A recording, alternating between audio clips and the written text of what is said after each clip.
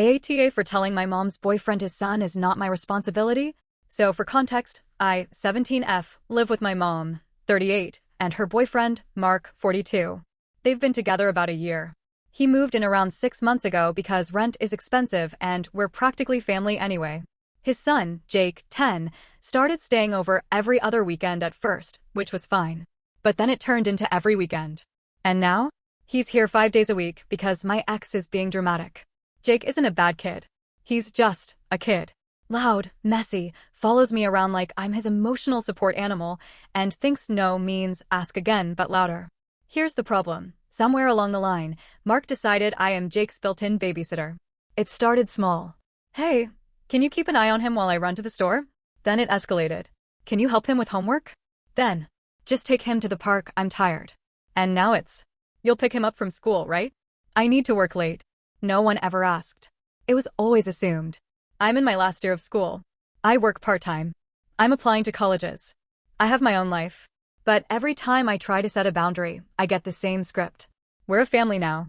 You should help. It's good practice for adulthood. He looks up to you. Last week was the breaking point. I had an essay due and a shift at work. I told my mom and Mark that I couldn't watch Jake. They nodded but clearly didn't listen. Fast forward to after school, I get a call from Jake's school saying no one picked him up and he is waiting in the office. I panicked, thought something was wrong, rushed there, and when I got home Mark said, "Thanks for stepping up. I knew you'd handle it." Like I was some kind of backup emergency parent. I snapped. I told him loudly that I am not Jake's caretaker, babysitter, unpaid nanny, second parent, or emotional crutch.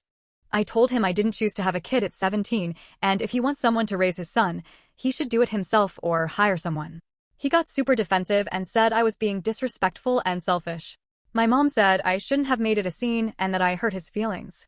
I said, his feelings aren't my responsibility. And neither is his kid. Then I went in my room. Now everyone's been awkward and quiet. Mark barely looks at me. My mom keeps trying to guilt-trip me about family unity. So, am I the asshole? The next morning was tense. Nobody said good morning. Nobody said anything. The house felt like someone had pressed the mute button on life. Mark made coffee, slammed the cupboard doors a little louder than necessary, and kept giving me these disappointed dad sitcom glances, but, like, the passive-aggressive version. My mom waited until Jake went to school and Mark left for work before knocking on my door. She didn't even sit down, just stood there in mom's stance with arms crossed. She said, "You embarrassed him. You made him feel unwelcome in this house." I said, "Good. Because maybe he'll stop treating me like his unpaid childcare plan." She sighed like I was the most exhausting thing to ever exist. She said, "Mark is trying. He wants us to be a blended family." I said, "I didn't ask for that. I don't want to be a parent. I'm a kid." And then she said the sentence that made my jaw actually drop. Sometimes in life, we don't choose our responsibilities. Like, what? Am I conscripted now? Is this the babysitter draft? I told her, calmly at first, that she chose Mark. She chose to live with a man who has a child. I didn't. And I shouldn't have to rearrange my entire life for a situation I never signed up for. She said I was being dramatic. I said she was being unfair. She said I was being disrespectful. I said she was being irresponsible.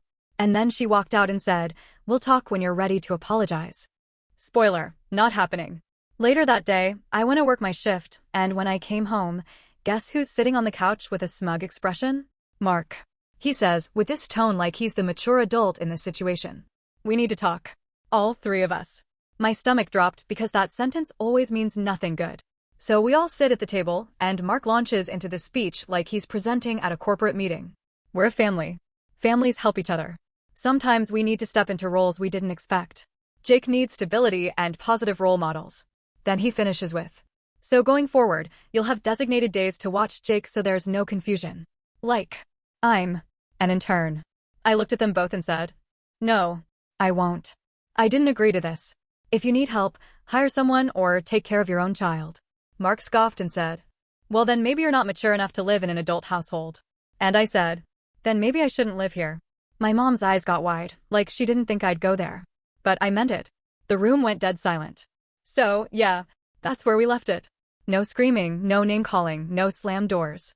Just three people staring at each other knowing something just shifted, and probably can't shift back. After that conversation, everything slowed into this weird Cold War energy.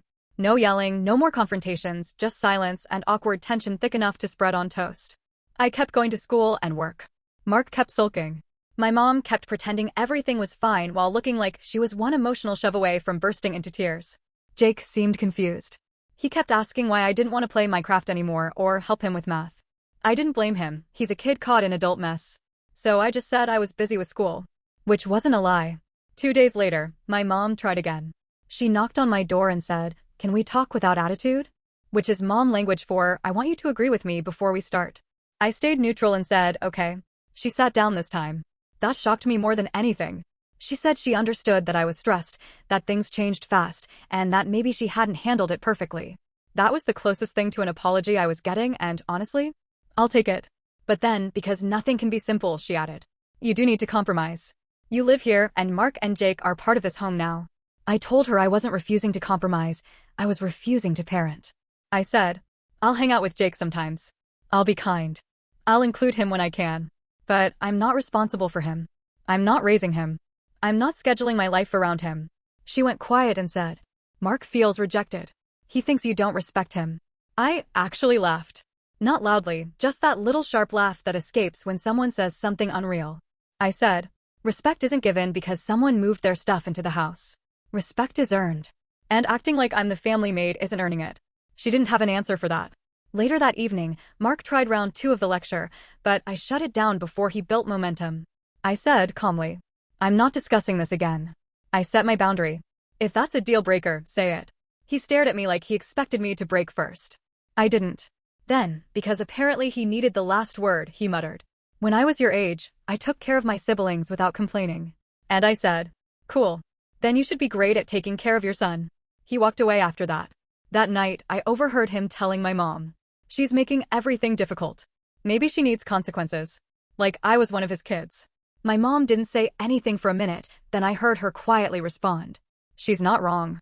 That sentence? That was my turning point. It was the first time either of them acknowledged the actual issue, not the tone, not the boundary, not the attitude, but the truth. Mark didn't say anything else after that. The house stayed quiet. The next morning, something unexpected happened. Jake came to me holding a drawing. It was stick figures, him, me, my mom, and Mark. Above my stick figure he had written, "Best helper." He handed it to me and said, "Dad said you don't like me anymore." My chest physically hurt. I told him, "That's not true. I like you. I just can't always help because I have school and work. But you're a cool kid." He smiled like I gave him the moon and ran off. And right then I felt it. None of this was his fault. But none of this was mine either.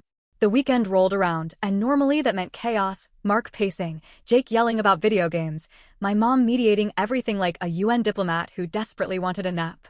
But this weekend? Different energy. Quiet. Careful. Like everyone was waiting to see what the new normal looked like.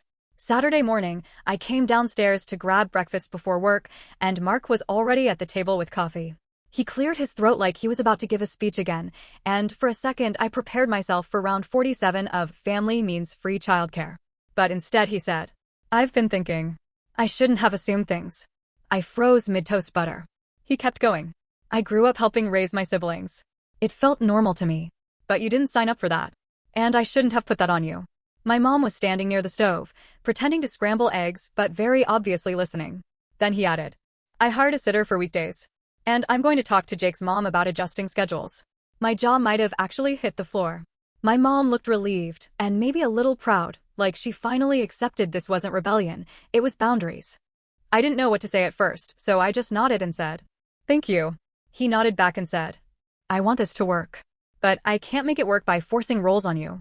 And honestly, that was the first time he'd ever spoken to me like I wasn't some extension of the furniture.